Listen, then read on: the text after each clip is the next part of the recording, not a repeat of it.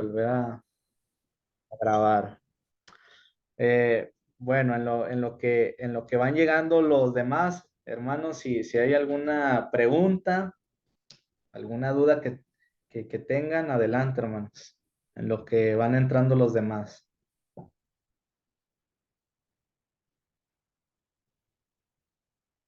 Bueno, si no hay preguntas, vamos a continuar. Entonces, ¿en qué nos quedamos? ¿Me recuerdan? ¿Qué nos Y quedamos? vamos a entrar a Josué, ¿no? Libro de Josué. Eh, Había algunos detalles que me faltaban. Estábamos hablando de la forma en la que ellos hacían teología y al mismo tiempo también ellos hacían historia. Entonces, son algunas de las diferencias que existen en la forma en la que ellos hacían historia y nosotros ahora hacemos historia. Ellos trataban de contestar a determinadas preguntas, a determinadas preocupaciones. Y a veces, hermanos, nosotros nos acercamos a la Biblia decimos, es la palabra de Dios, entonces debe tener la respuesta para todos los problemas. Y hermanos, la realidad es que no vamos a encontrar respuesta para muchas cosas en la Biblia. ¿Hay algún problema con eso? No, no hay ninguno, porque la Biblia fue escrita con un propósito y la Biblia fue escrita por los hombres guiados por el Espíritu Santo para contestar a preguntas que eran importantes para ese tiempo y que siguen siendo importantes para nosotros porque están relacionados con el plan de Dios en la historia de la redención. De ahí, hermanos, que no vamos a encontrar todas las respuestas. Encontraremos respuestas en la Biblia para ciertas preguntas, pero la Biblia no es tan clara en ciertos temas, la Biblia no es tan explícita, no es tan amplia en ciertos temas. Hay temas que nos gustaría a nosotros saber más, conocer más, pero no están allí. Y como les decía también, ¿de qué sirve la veracidad? ¿De qué sirve la confiabilidad si de la confiabilidad no pasamos a la fe?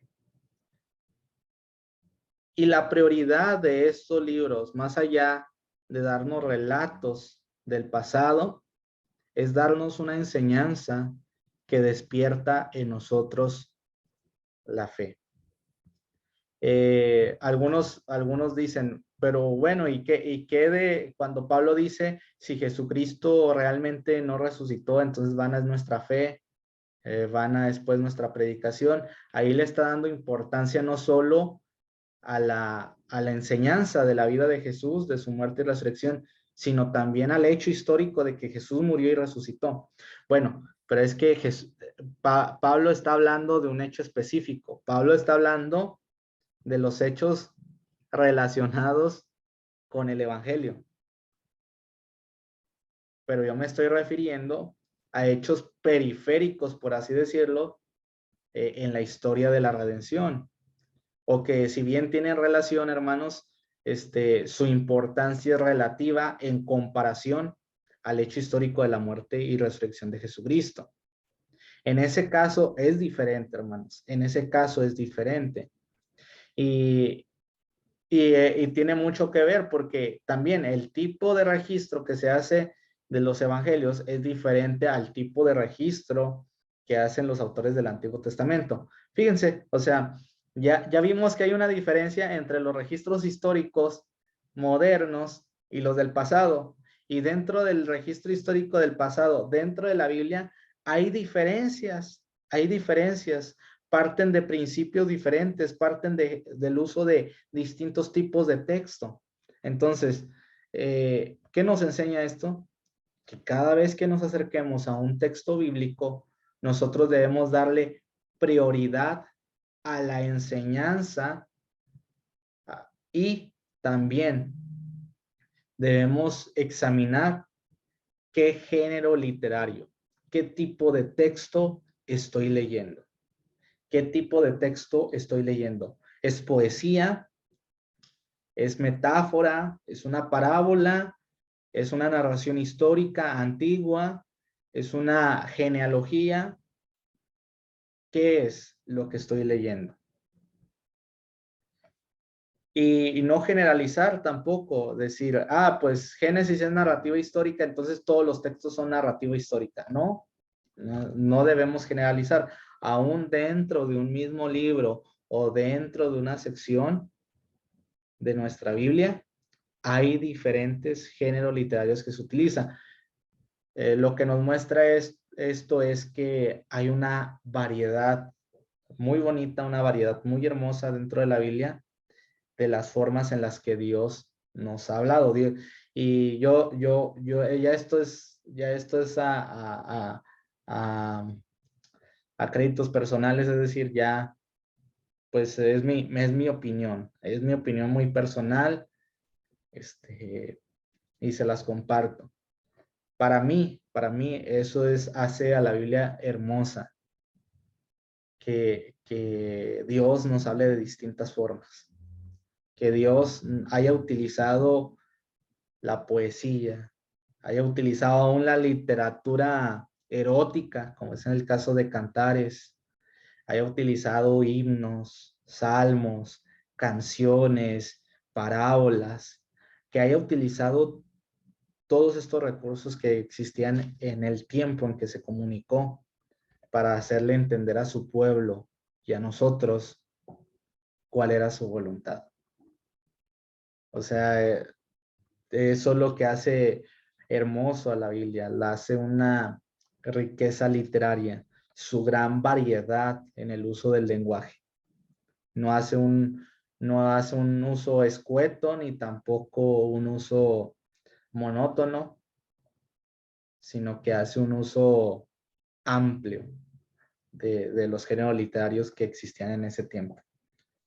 Entonces, mientras que el historiador actual diría, es veraz, es confiable, la confiabilidad, es imparcial este registro histórico, el, el autor bíblico o los autores antiguos se preguntarían, ¿vale la pena leer esta historia? ¿Vale la pena?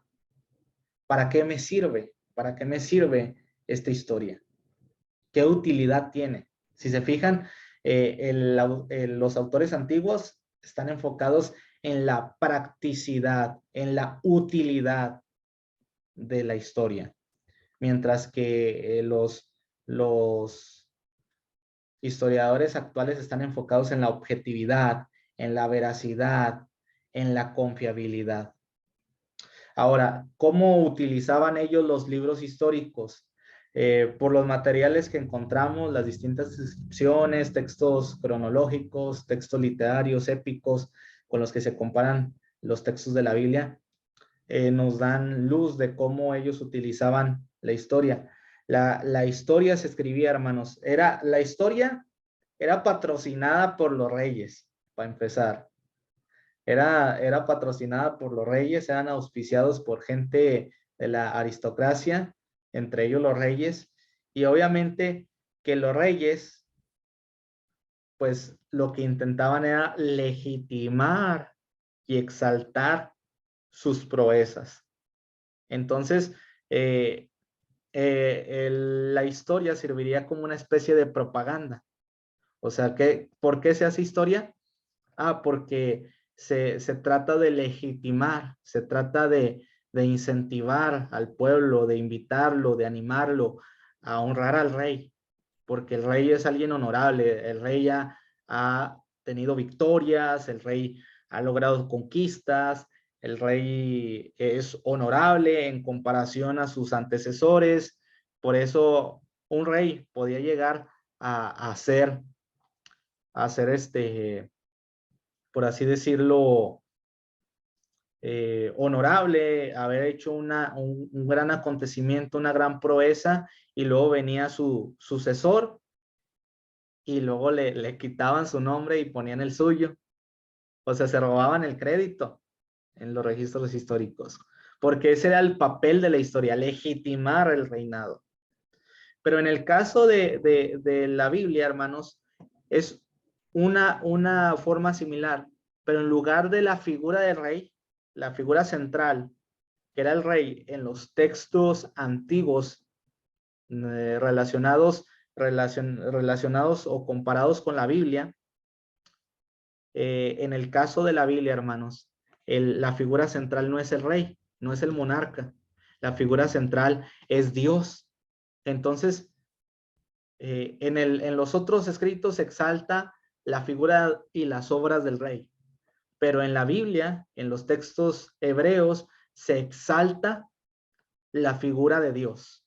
Dios, son teocéntricos. Se exaltan las obras, la intervención, las promesas de Dios. Como Dios es el rey de Israel. Entonces, hay varios conceptos importantes dentro de los libros históricos que debemos tener en cuenta y que nos van a ayudar a interpretar el libro de Josué. Dios Dios es la figura central. Es un concepto importante. La promesa. Dios está desarrollando progresivamente el cumplimiento de una promesa. Esta promesa comienza en Génesis capítulo 3, versículo 15, cuando dice, y pondré enemistad entre la simiente de la serpiente y la simiente de la mujer, y la simiente de la serpiente le va a herir en el calcañar, en el talón, mientras que éste le pisará la cabeza. Entonces, esa es la promesa, la victoria de Dios sobre el mal a través del hijo de la mujer. Entonces, Dios va a cumplir esa promesa a lo largo de la historia de la humanidad y específicamente del pueblo de Israel. Luego vemos esta promesa reiterada a Abraham en el capítulo 12, versículo 2 y 3 del libro de Génesis, cuando dice, y haré de ti una grande nación, te bendeciré, a los que te maldigan los maldeciré, y a los que te bendigan los bendeciré, y haré de ti una multitud y una nación incontable, y te daré una tierra, etcétera. Y en ti serán benditas las naciones de la tierra. Entonces, esta promesa pasa de Abraham a Jacob, pasa de Jacob a los hijos de Israel, y de los hijos de Israel pasa al pueblo cristiano. Entonces, este desarrollo de la promesa es algo que se va viendo dentro de la historia, y es algo que tiene en cuenta el autor bíblico, la promesa. Otro concepto, hermanos, importante es el concepto de la elección. Dios escogió un linaje, Dios escogió un pueblo, Dios escogió a una nación para cumplir su propósito en la tierra. Entonces, el propósito de la elección. Dios escogió a un linaje, escogió al linaje, a la simiente de la mujer. Dios escogió a Abraham para ser el padre de multitudes. Dios escogió a Jacob como el sucesor y heredero de la promesa hecha a Abraham y a Isaac. Dios escogió a los hijos de Israel e hizo de los hijos de Israel una grande nación, y a su vez Dios escogió a Jesucristo, y todos aquellos que creen en él están en Jesucristo y son escogidos en él. Entonces, este es otro concepto importante que van a tener en cuenta los autores bíblicos cuando hacen historia, la elección. Otro concepto importante es el concepto del pacto. Dios interviene en la historia. Dios hace una promesa.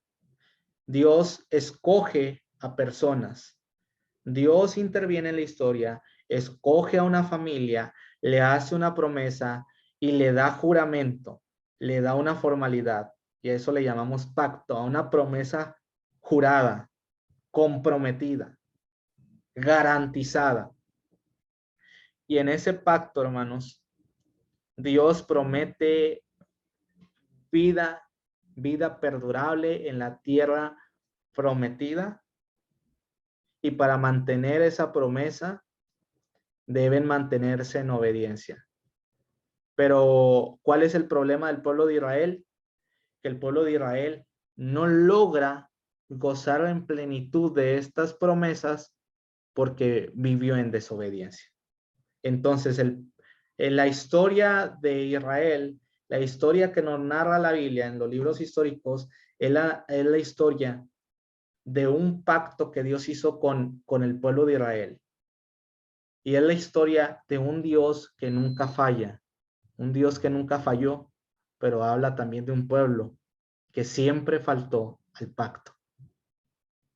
Pero ahora la historia de ese pueblo se encuentra resuelta, el problema de ese pueblo se encuentra resuelta en Jesucristo, quien asume el papel de Israel en el pacto con Dios y cumple el pacto de forma perfecta, para que así todos aquellos que están en Cristo, el nuevo Israel, puedan heredar las bendiciones de la promesa a Abraham y a su descendencia. Entonces, esta historia no es simple historia. Esta historia no es simple historia. Esta historia es una historia teológica, es una historia que pretende mostrarnos la historia de la intervención de Dios. Y eso lo hace más allá de un simple relato histórico. Dios no quiere que tengamos datos históricos. Dios quiere que conozcamos su plan de redención. Dios no quiere que tengamos un simple relato confiable y verdadero de cosas que ocurrieron en el pasado. Dios quiere que sepamos que Él ha intervenido en la historia y que a través de esa intervención nosotros por la fe podemos tener vida eterna. Entonces, no es historia solamente, es historia, es teología, es redención, digámoslo así, es evangelio, es querigma, digámoslo así, es querigma, es proclamación de Dios. Habiendo tratado todo esto, hermanos, todo este preámbulo gigantesco que hemos dado a los libros históricos, vamos a hablar ahora del libro de Josué. El libro de Josué, hermanos, resumiéndolo así brevemente, describe las campañas militares de Josué, de este personaje principal en el libro, de sus campañas militares junto al pueblo de Israel, llevando así al pueblo a tomar dominio de la tierra prometida. Entonces, la Biblia ya nos viene contando una historia. Dios creó a la primera pareja, sus descendientes, viene Noé, sus descendientes, Cam, Sem y Jafet. Luego del linaje de Sem, desciende Abraham, a quien escoge, le da la promesa, luego pasa esta promesa a Isaac, luego pasa esta promesa a Jacob, luego esta promesa pasa a los hijos de Israel, pero el pueblo de Israel queda en Egipto. El pueblo de Israel queda en Egipto, es esclavizado, y Dios se acuerda de su promesa, elige a un siervo, a Moisés, que sirva como su representante, como su profeta y como el libertador de Israel. Una vez que liberta a través de señales, milagros, las 10 plagas, la apertura del Mar Rojo, todas estas señales dentro del desierto, el maná, la columna de fuego, la nube en medio del desierto, el agua en la peña.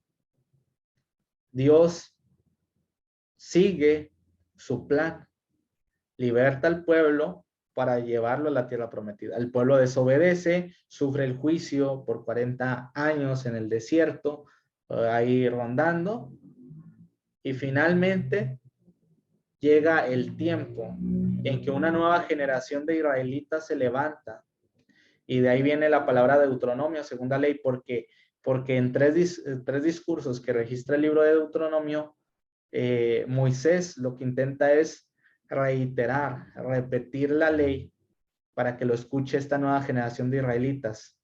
Recibe esta nueva generación de israelitas la ley, y entonces Deuteronomio concluye con la muerte de Moisés y con la sucesión de Josué a este. Entonces Josué sucede como líder de la nación a Moisés, y entonces Josué toma el liderazgo de la nación de Israel, y ahora el trabajo de Josué, que es lo que se nos narra en la historia del libro de Josué, es conquistar, es llegar a la tierra prometida. Miremoslo esto, hermanos, como un nuevo éxodo. Miremos esto como un nuevo éxodo. Si nosotros hemos leído el libro de Josué, quisiera preguntarles, ¿cuál es una de las primeras señales, examen breve, cuál es una de las primeras señales que se hace en el libro de Josué?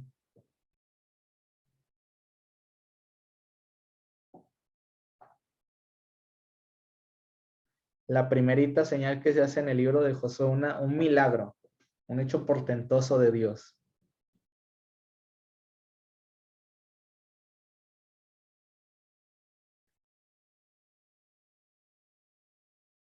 Les voy a dar una pista.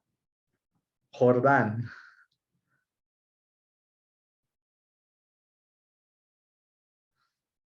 Pasar en seco el río, ¿no, hermano? Pasar en seco el río Jordán. Exacto, hermano. Es una de las primeras señales, hermanos. ¿Qué representa la apertura del mar, hermanos? ¿Qué representa la apertura del mar?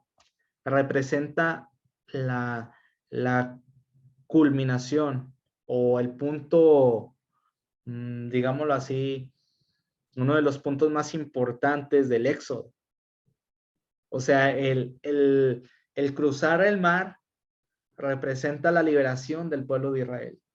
Entonces, el pueblo de Israel experimenta la esclavitud en Egipto.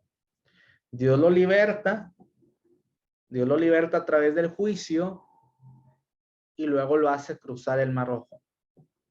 En Josué, ¿qué vemos, hermanos? El pueblo de Israel se rebela contra Jehová, Dios trae juicio para libertar al pueblo de Israel, purgar al pueblo, libertarlo de esta gente malvada, de esta gente desobediente, liberarlo de Egipto. Es una especie de liberación espiritual para purgar a Egipto de sus corazones, sacar a los ídolos de Egipto de sus corazones, sacar la idolatría de sus corazones. Y una vez que el pueblo fue libertado espiritualmente de la idolatría y de esta generación que desobedeció al Señor en el desierto, ahora se abre el mar, en este caso no el mar, sino el río Jordán, para dar paso a un nuevo éxodo. Entonces Josué se levanta como un nuevo Moisés que guía al pueblo a un nuevo éxodo. El antiguo éxodo no llevó al pueblo a la conquista de la tierra prometida. Pero este nuevo Josué traerá descanso de sus enemigos. Pero el éxodo aún no ha concluido, hermanos, porque en Jesús viene un nuevo éxodo. ¿Dónde comienza Jesús su ministerio? O más bien no dónde comienza, sino dónde comienza su batalla con las fuerzas del mal. ¿Dónde comienza el Evangelio de Marcos? Jesús en el desierto. Jesús como el nuevo Moisés, Jesús como el nuevo Josué, Jesús como el nuevo líder de la nación de Israel, como el nuevo Israel, que en el desierto es probado, pero hace lo que el Israel antiguo no pudo hacer. El antiguo Israel falló en el desierto y no vio la tierra prometida. Pero este nuevo Israel, Jesús, está en el desierto y no falla. Y sale del desierto y guía a un nuevo pueblo, a un nuevo éxodo, a un nuevo éxodo perpetuo, a un descanso eterno. Entonces, vemos cómo va progresando el concepto del éxodo, de la liberación de Israel en base a la historia de Josué. La pregunta que sigue, hermanos, es ¿de dónde viene el nombre del libro de Josué?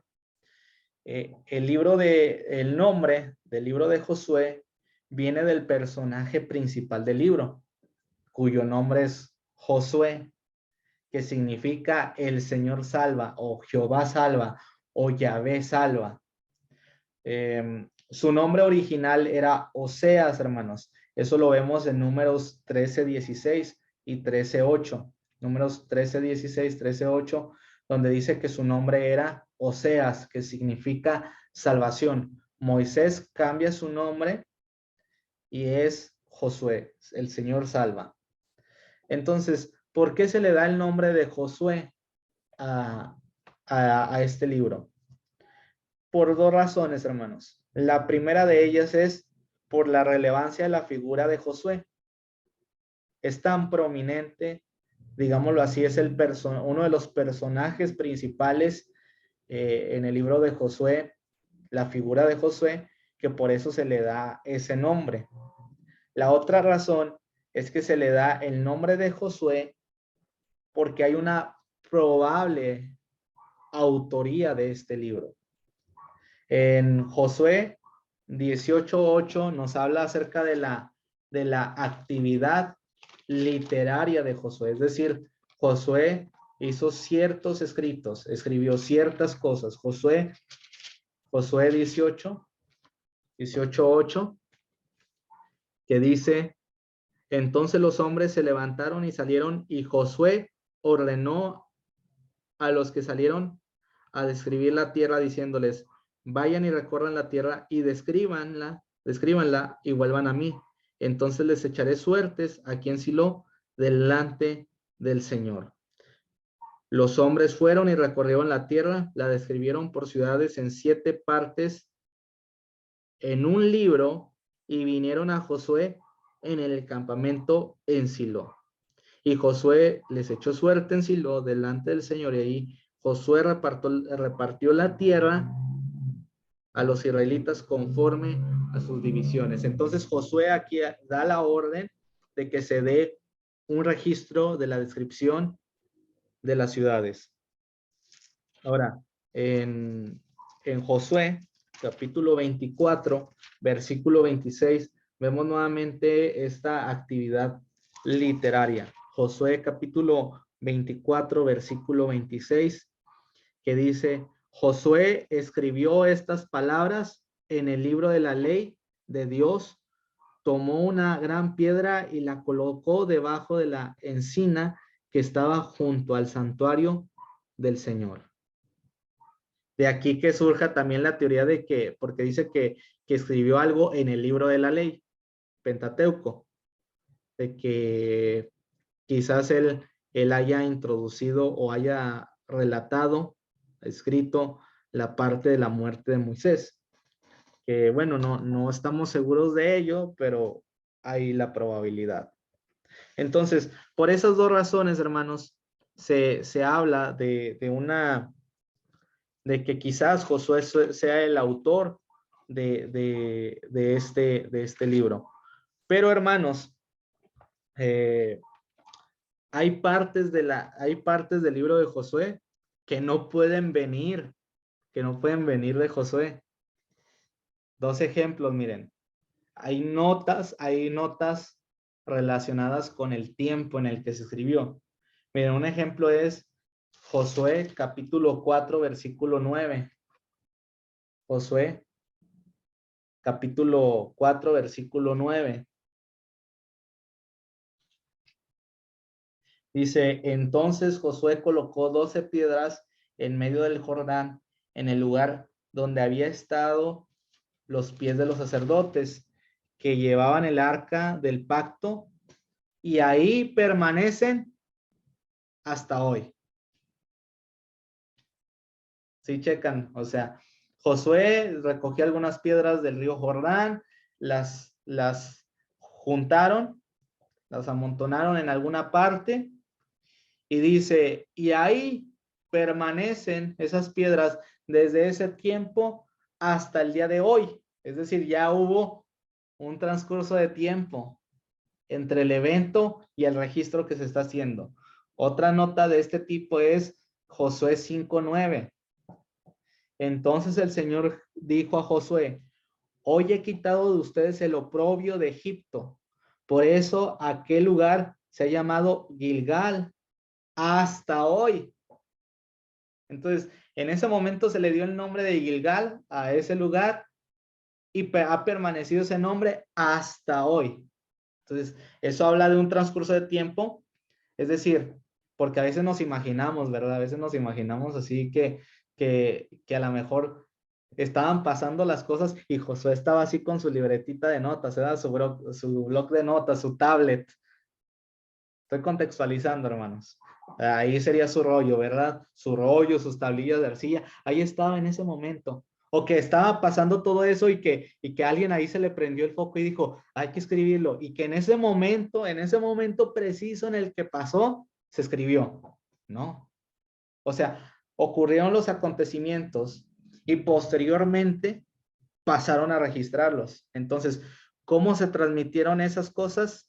¿Cómo se transmitieron esos eventos? A través de la tradición oral, a través de la memoria de testigos oculares, que es el caso, por ejemplo, de los evangelios, y apelo a los evangelios porque es un ejemplo muy claro de que los evangelios se escribieron 30 años después, como es el caso del evangelio de Marcos en el año 64, 30 años después de los acontecimientos. ¿Cómo se preservaron esos hechos de Jesús, esas palabras de Jesús a través de la tradición oral, a través de la predicación de los apóstoles, a través de la memoria de los testigos oculares?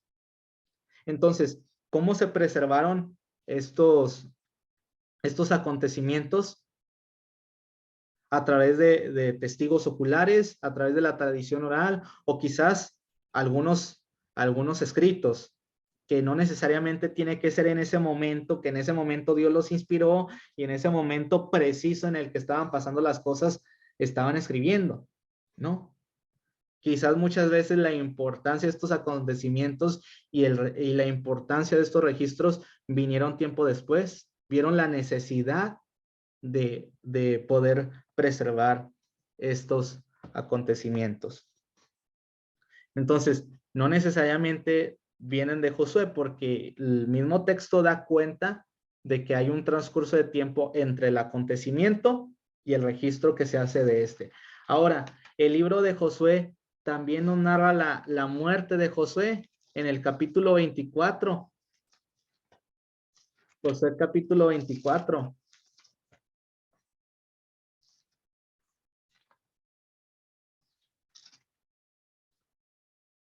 Entonces ahí tenemos a Josué dando su último discurso y a partir del versículo 9, después de estas cosas, Josué, hijo de Nun, siervo del Señor, murió a la edad de 110 años y lo sepultó en la tierra de su heredad, en Timnat Será, que está en la región montañosa de Efraín, al norte de Gaz.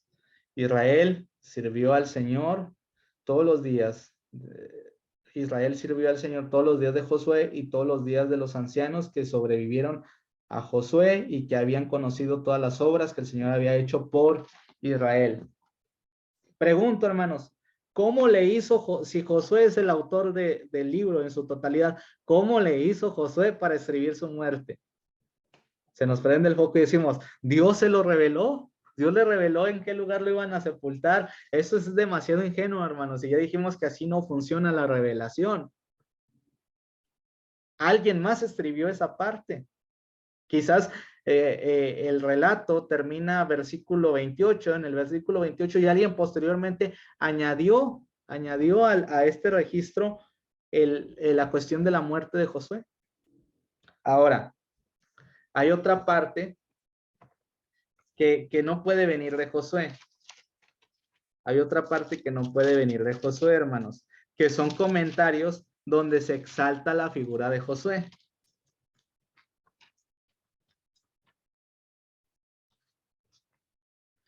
Déjenmelo, me lo busco.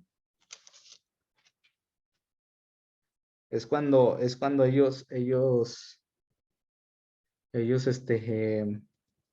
pasan por el Jordán. Déjenme el texto.